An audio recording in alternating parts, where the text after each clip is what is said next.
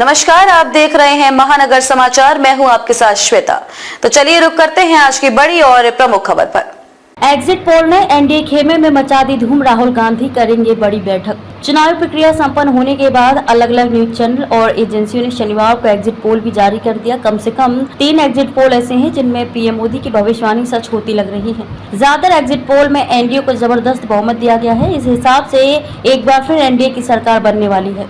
4 दिनों से चल रही चुनावी प्रक्रिया के बाद 4 जून को मतगणना होगी और परिणाम घोषित किए जाएंगे। हालांकि इससे पहले एग्जिट पोल में देश के मूड का अंदाजा लग गया है। एबीपी सी वोटर ने भी एनडीए के लिए 353 से 383 सीटों का अनुमान लगाया है। वहीं एनडीटीवी के महापोल में एनडीए को 357 सीटें दी गई हैं। स्कूल ऑफ पॉलिटिक्स और इंडिया टीवी के एग्जिट पोल में एनडीए को 400 पार बताया गया है। रिपब्लिक भारत ने एनडीए को 353 से 365 सीटें मिलने का अनुमान लगाया है। वहीं इंडिया गठबंधन 133 सीटों के आसपास सिमट सकता है। इसके अलावा इंडिया टीवी ने भी एनडीए को 371 सीटें मिलने का अनुमान लगाया है। स्कूल ऑफ पॉलिटिक्स के सर्वे में एनडीए 400 का आंकड़ा पार कर रहा है। 2019 के लोकसभा चुनाव की बात करें तो बीजेपी के खाते में 303 सीटें थी। एनडीए ने 253 सीटें हासिल की थी। वहीं कांग्रेस को केवल 52 सीटों पर जीत हासिल हो सकी थी। टीएमसी को 22 सीटों पर जीत मिली थी। जेडीयू को 16 सीटें और समाजवादी पार्टी को मात्र 5 सीटें मिली थी। बीएसपी को यूपी में 10 सीटों पर जीत हासिल हुई थी। एग्जिट पोल सही साबित हुए तो बीजेपी 2019 वाली जीत दोहरा सकती है।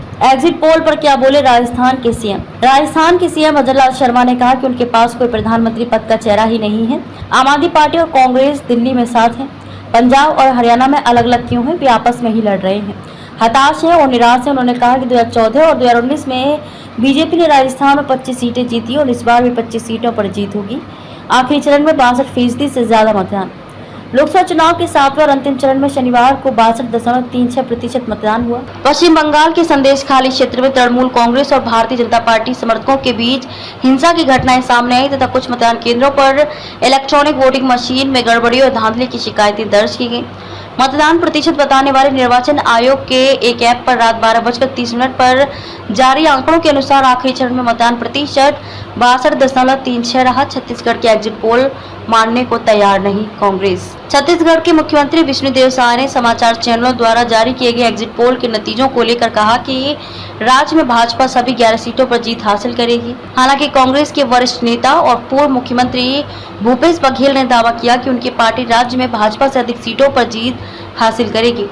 एग्जिट पोल में राज्यों को बढ़त दिखाए जाने पर साय ने कहा कि प्रारंभ से ही लग रहा था कि पूरे देश का आशीर्वाद भारतीय जनता पार्टी और देश के यशस्वी प्रधानमंत्री नरेंद्र मोदी जी को मिलेगा। पूरा देश चाहता है कि मोदी जी तीसरी बार सरकार की बागडोर संभालें। पूरे देश में वातावरण अच्छा था। छत्तीसगढ़ में भी हम सभी 11 सीटें जीतने जा रहे हैं। आज कांग्रेस की बड़ी बैठक। शनिवार को चुनाव संपन्न होने के बाद एग्जिट पोल में एनडीए की बड़ी जीत की बात कही गई है। कम से कम 3 ऐसे एग्जिट पोल हैं जिनमें एनडीए को 400 पार जाने का भी अनुमान लगाया गया है। इसी बीच राहुल गांधी और मल्लिकार्जुन खड़गे रविवार सुबह अपने प्रत्याशियों से वर्चुअल माध्यम से जुड़ेंगे। पार्टी सूत्रों ने बताया कि 11 बजे राहुल गांधी कांग्रेस के बड़े नेताओं और प्रत्याशियों से बात करेंगे। इस मीटिंग में कर्नाटक के मुख्यमंत्री सिद्धारमैया, अशोक गहलोत और सचिन पायलट भी शामिल हो सकते हैं।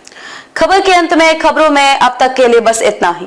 फिर होगी आपसे मुलाकात ऐसी ही बड़ी किसी खास खबर के साथ। तब तक के लिए नमस्कार और देखते रहिए महानगर समाचार।